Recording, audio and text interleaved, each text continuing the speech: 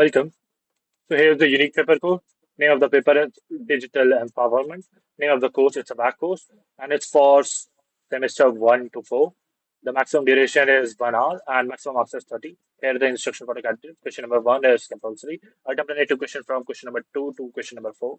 Question number 1. Write short notes any two of the following. A. E-Kranti, electronic delivery of services in India. B. Digital empowerment. C. Cyber dose.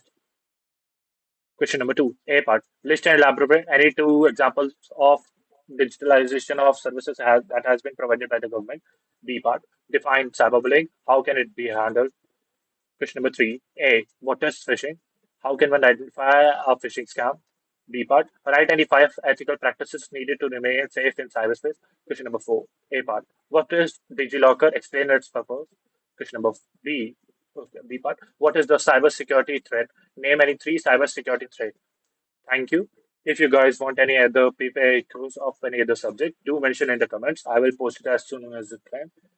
And anyway, thanks for watching and subscribe and follow this channel for more due stuff and PYQs. Bye for now.